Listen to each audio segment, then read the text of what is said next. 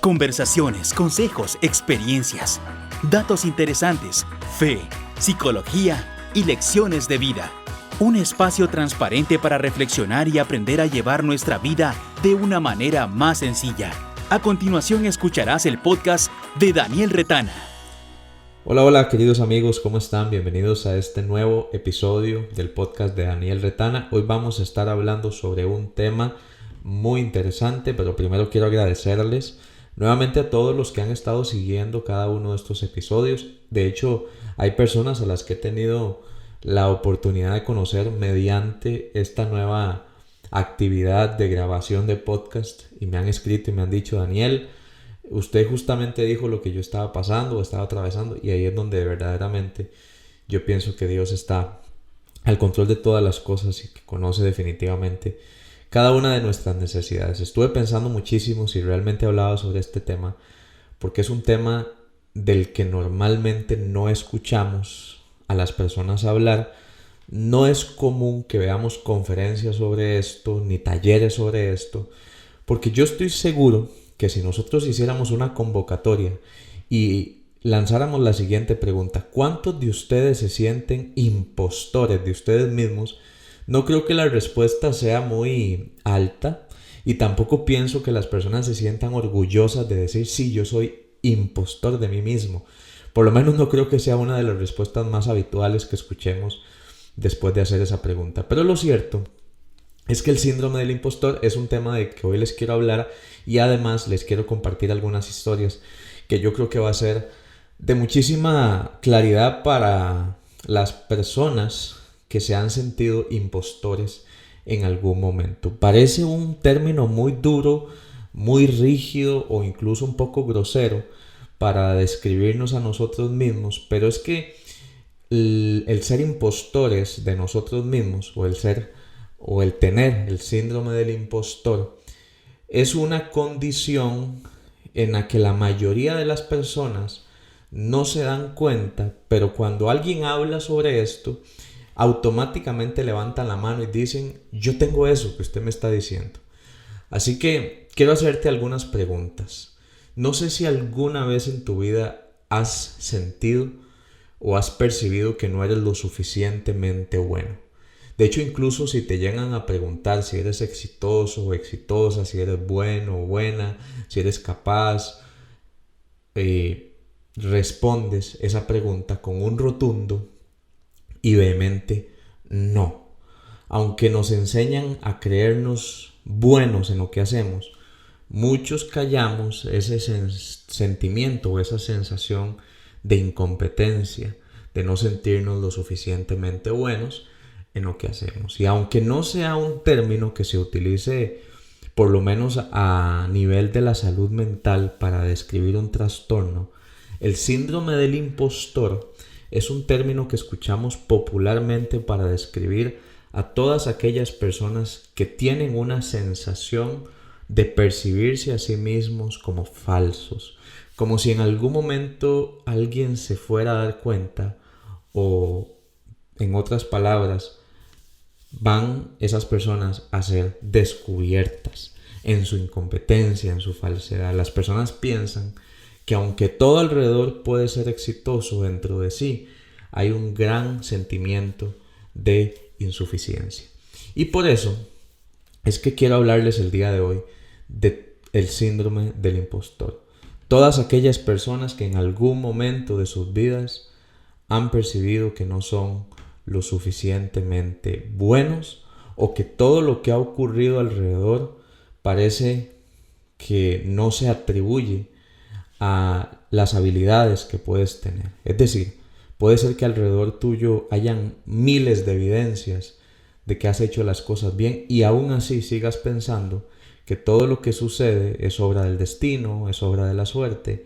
Y más adelante les voy a comentar cómo muchas veces utilizamos palabras o frases como sí, gracias a Dios, para no reconocer incluso que también hemos puesto de nuestra parte. Quiero contarles que este término fue acuñado por dos psicólogas, Pauline Clance y Susan Imes, chilenas las dos, en 1978.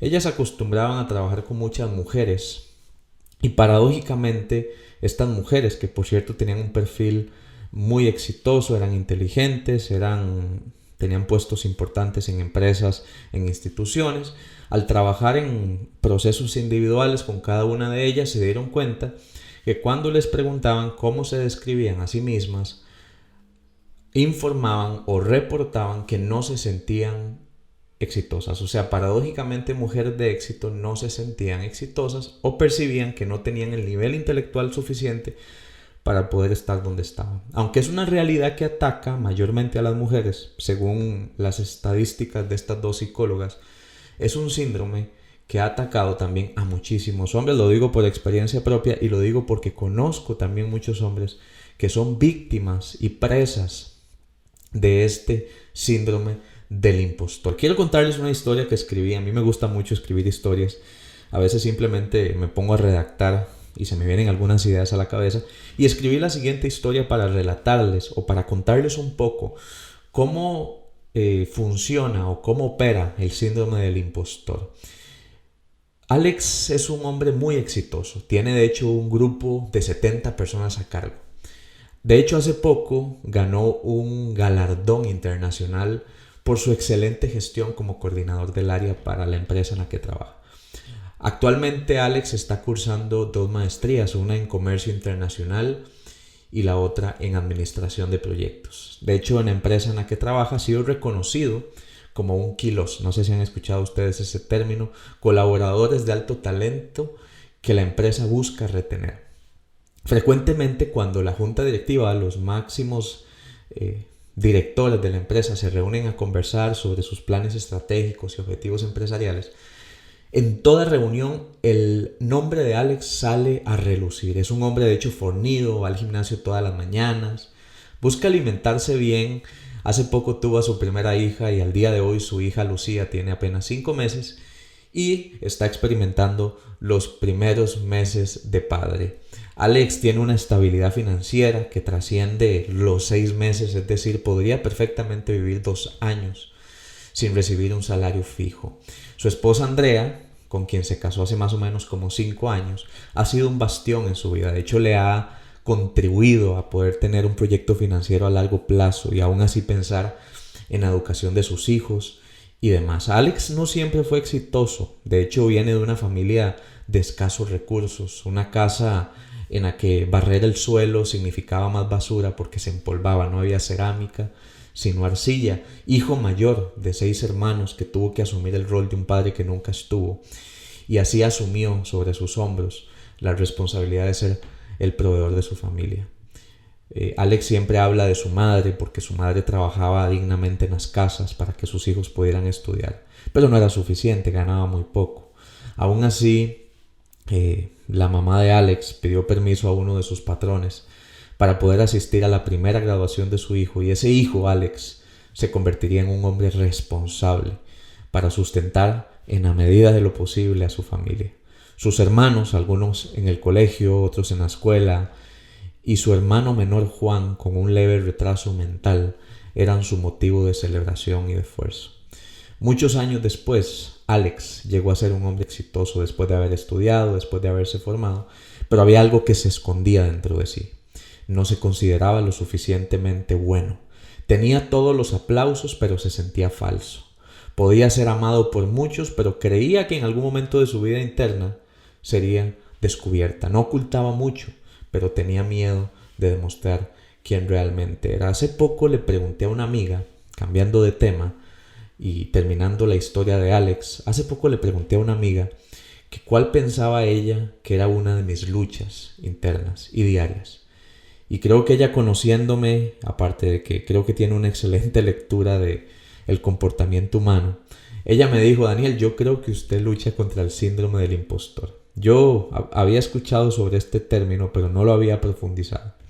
Así como la historia de Alex y como mi historia personal que les voy a contar a continuación, hay muchas personas que conocemos que en este momento, sin darse cuenta, posiblemente se sientan impostores de sí mismos. Yo me recuerdo que cuando yo empecé a estudiar psicología, incluso cuando empecé a ejercer como psicólogo, tenía preguntas como estas: ¿Cómo yo voy a hacer para resolver un caso, no sé, por ejemplo, de tricotalomanía o de un paciente que viene con ideación suicida? ¿O qué diré a un paciente que ha perdido a su padre en un accidente? ¿O cómo voy a dar una noticia de que un adolescente tiene esquizofrenia afectiva o tiene depresión bipolar? ¿Cómo voy yo a nadar entre tanto conocimiento? Y me empecé a frustrar. ¿Cómo llevaré ese conocimiento a la práctica? Me frustré muchos años porque mi mente era como una máquina de información, pero mi boca, cuando yo quería expresarme, era una barrera que impedía que yo pudiera expresar realmente todo lo que pensaba y todo lo que me había dedicado en aprender. Mis temores me asaltaron por muchos años. De hecho, pensé la mayor cantidad del tiempo al iniciar la carrera, tal vez los primeros meses, que no era lo suficientemente bueno y que me había equivocado de carrera. Esta es una área secreta de mí, pero al iniciar mi carrera profesional yo pensaba que nunca iba a poder atender a una persona correctamente. Pensé que, aunque les estaba dando una buena guía o un buen abordaje y demás, en algún momento se me iba a caer esa buena suerte y ese éxito temporal y todo se me iba a venir abajo y se iba a develar la persona incompetente que yo sentía que era. Aunque parezca ser una baja autoestima, no siempre una baja autoestima es lo mismo que el síndrome del impostor. Decía el famoso poeta libanés que tantos libros escribió, pero el mayor y su obra más preciada fue la del profeta, Khalil Gibran, decía: Dios me dijo, ama a tu enemigo, y yo le obedecí y me amé a mí mismo.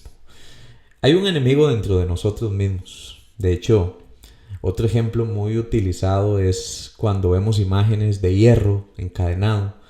Y la frase popular que vemos en redes sociales con esas imágenes de hierro en una cadena es que el hierro no se puede destruir a sí mismo, solamente con el óxido que emana y que lo corroe, hasta que el mismo óxido termina destruyendo al hierro. El hierro no hay nada que lo destruya excepto sí mismo. Y asimismo nosotros podemos destruirnos en algún momento, manteniendo en la casa y como uno de nuestros inquilinos sin invitación a ese impostor, que en algún momento lo permitimos ingresar y que a veces nos quiere sacar de nuestra propia casa, haciéndonos pensar que no somos merecedores, que no somos exitosos.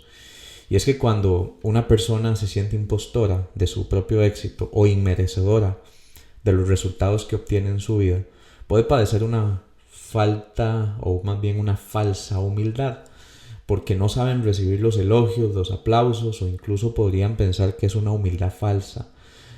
Tanto así, de hecho, que los impostores se dedican mucho a las actividades que hacen para demostrar que realmente son buenos, aunque al final seguirán pensando que no lo son. Ellos lo que quieren es evitar esa sensación de que en algún momento alguien les descubre, se den cuenta que no son tan buenos como parecen o como aparentan.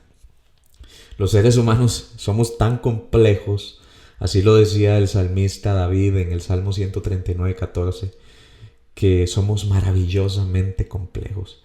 Efectivamente, llegué a la siguiente conclusión: hay quienes quieren ser exitosos y no pueden, y hay otros que quieren ser exitosos y aún así no lo creen. ¿Sabían que una persona con el síndrome del impostor no para, no cesa, no se detiene en demostrar ese, entre comillas, nivel intelectual, que sabe tanto, que dice ser una persona competente, que es un buen médico, que es un buen abogado, que es un buen psicólogo, que es un buen administrador, que entró a ese trabajo porque realmente tenía las habilidades y escribió su currículum y puso todos los atestados que tenía, pero en el fondo no creía en sí mismo? Ese es el impostor. El impostor es aquel autosabotaje inconsciente que, aunque nos creemos competentes, en el fondo seguimos dudando de nosotros mismos. ¿Cómo podemos identificar a una persona con este síndrome?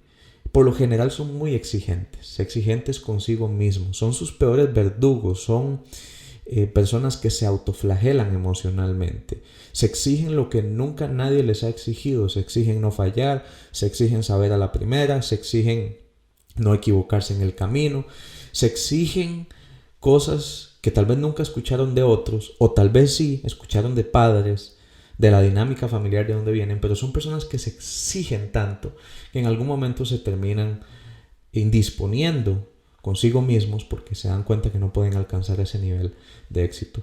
Son tremendamente responsables. Ellos se responsabilizan al máximo porque quieren demostrar para aliviar esa sensación de incompetencia que hay dentro de sí. Son muy académicos, a veces son muy estudiosos, buscan investigar.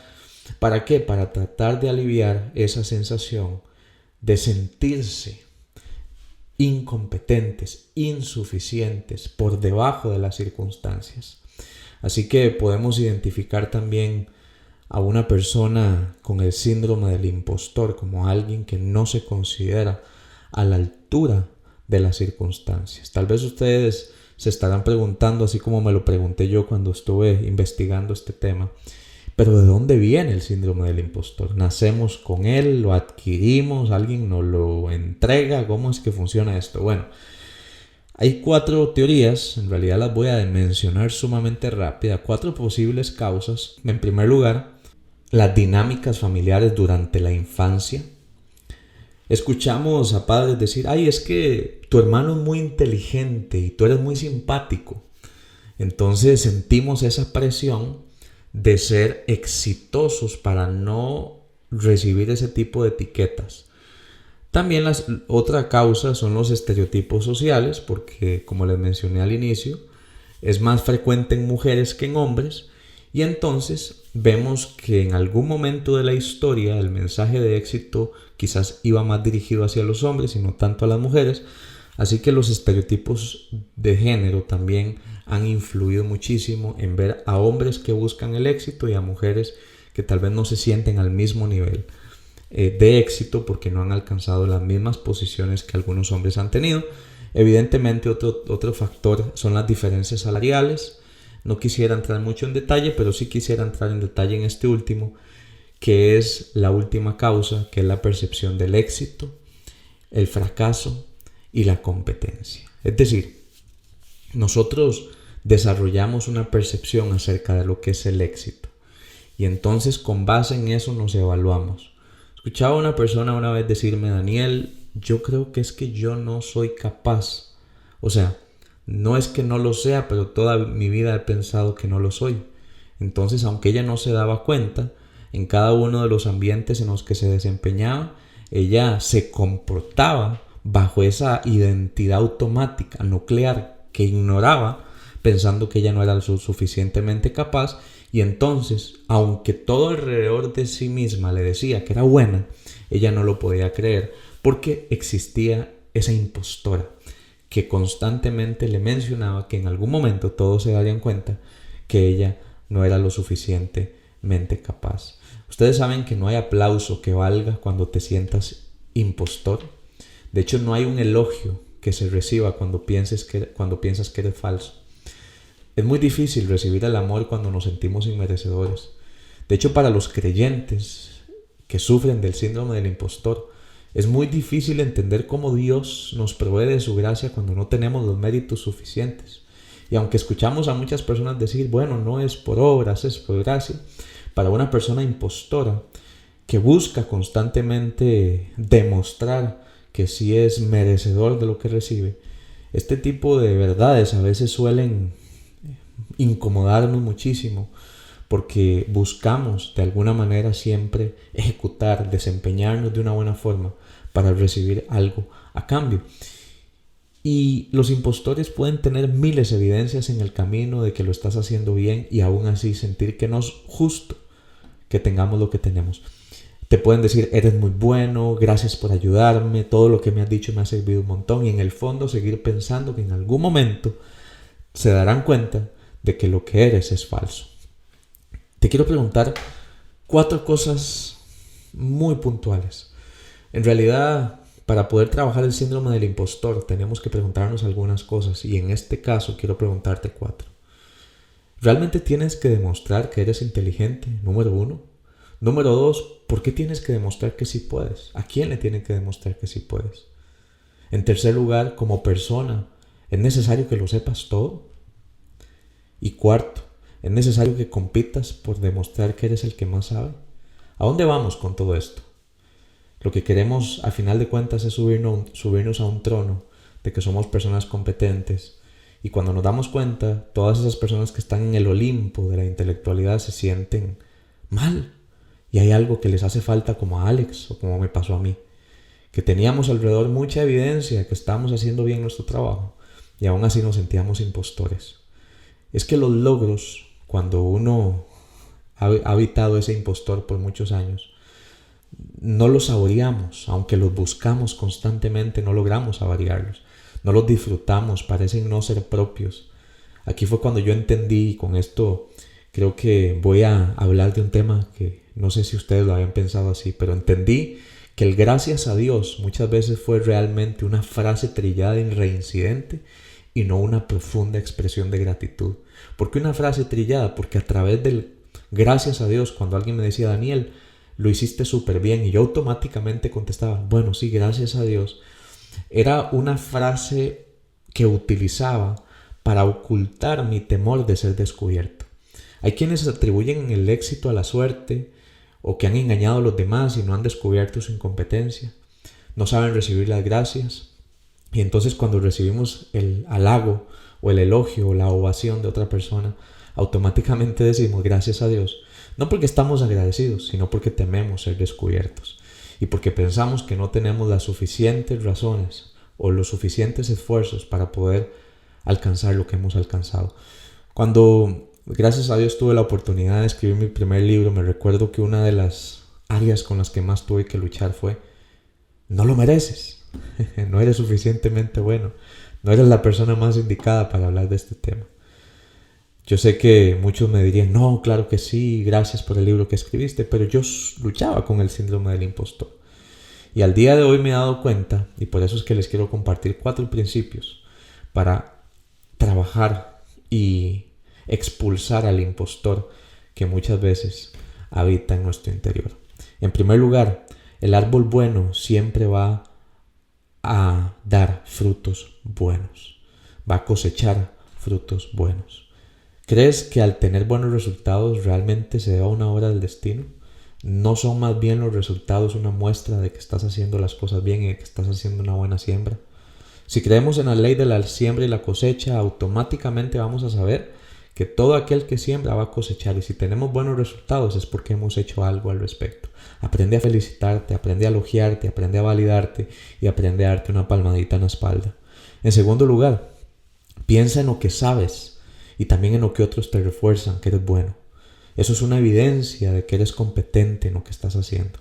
Si alguien llega y te dice, Daniel, mira, gracias por haberme dicho aquellas palabras. Una vez me escribió una madre que recientemente había sufrido un diagnóstico acerca de su hijo y me dijo, Daniel, gracias por su apoyo, ha sido invaluable. Y para mí, en el momento, lo primero que pensó mi impostor fue, gracias a Dios, pero en algún momento se va a demostrar que no soy lo suficientemente bueno. Ahora me doy cuenta que cuando alguien te refuerza y cuando alguien te dice que le estás ayudando, esa es una evidencia de que estás haciendo las cosas bien. En tercer lugar, no tienes por qué saberlo todo. El conocimiento se multiplica, pero la esencia de tu persona se conserva. Y ese es el principio más importante, creo yo, de este podcast. No tienes por qué saberlo todo. El conocimiento se multiplica. Alguien puede hablar lo mismo que hablas, alguien puede saber lo mismo que sabes, alguien puede estudiar lo mismo que estudias, pero tu esencia como persona se conserva. Y el punto número 4, la huella que dejas en el corazón de las personas es lo que eres y no lo que sabes. Quiero terminar con esta frase: recuerda a las personas que más te han impactado a lo largo de tu vida. Posiblemente las respuestas sean muy parecidas. Te han afectado para bien o te han afectado para mal, pero la gente nos deja huellas por lo que son, no por lo que saben necesariamente. Con este tema del síndrome del impostor, me despido de ustedes en un nuevo episodio del podcast de Daniel Retana, y como siempre los invito a compartirlo, los invito a pasárselo a sus familiares, a que puedan escuchar este espacio de conversación, y como siempre un gustazo poder estar con ustedes. Un fuerte abrazo, gracias a Dios por este espacio, gracias a ustedes, y como decimos aquí en mi país, que la pasen pura vida. Nos vemos. Este ha sido un nuevo episodio del podcast de Daniel Retana. Ahora es momento de reescribir tu propia historia.